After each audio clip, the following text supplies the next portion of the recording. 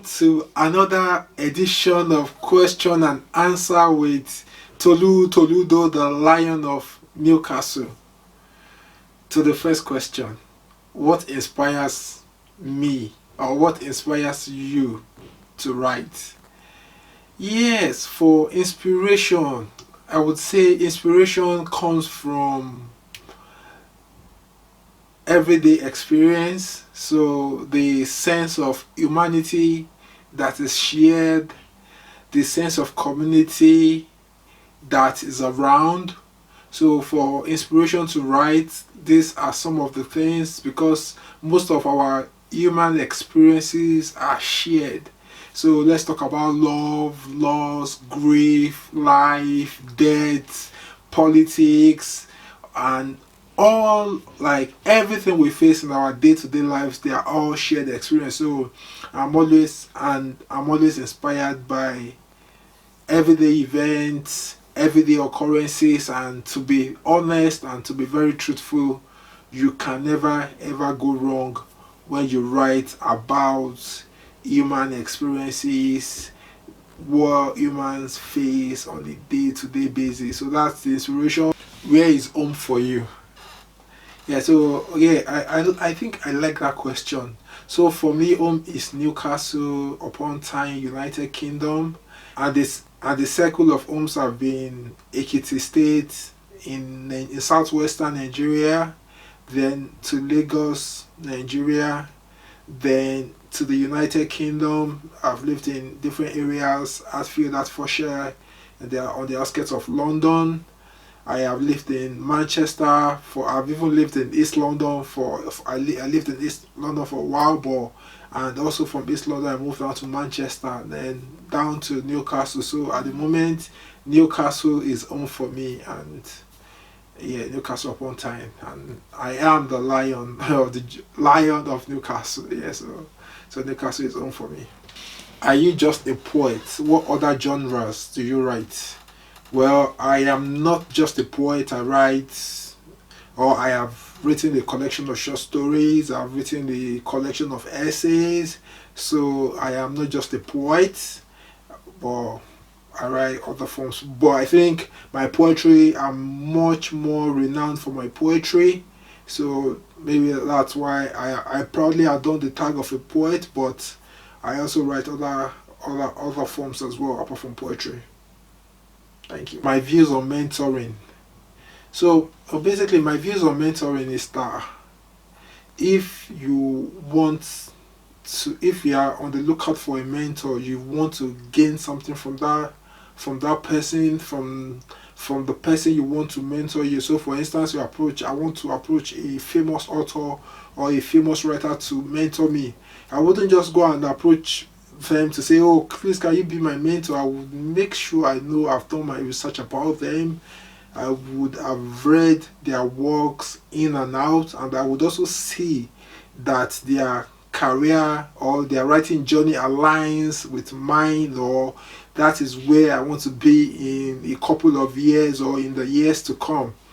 So I wouldn't say that, oh, come and mentor me, I know nothing about you, I just want to tap from you. No, I wouldn't do that. So my advice for budding writers who are looking for mentors to follow in their footsteps is that ensure you get their works, their books, read their books, because you want someone to mentor you, and you should at least invest in their books. You should be willing, because I don't really understand why someone should come and ask me to be a mentor and you've not read any of my works. I think it doesn't really align. It doesn't really, I don't agree with that. I would imagine that if you need someone to mentor you, then you've read the person's work and you feel like you would like to go in the direction they've gone on their writing journey. So for those who are looking for mentors, or who are looking to tap from writers who have gone a step ahead of them, who are looking for favors and all of that, be wary of that.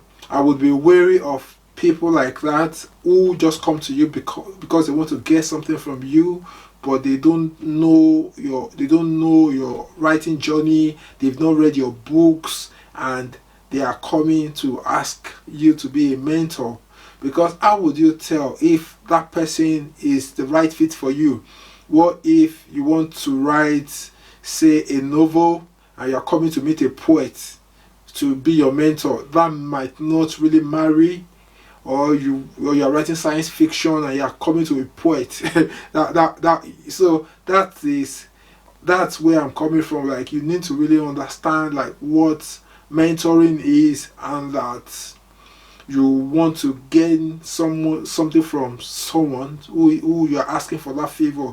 And I also see a lot of young writers coming to established authors where they are looking for mentorship, but by and large they are also, they are looking for someone to make the like coming to make demands. That is not what mentoring is about.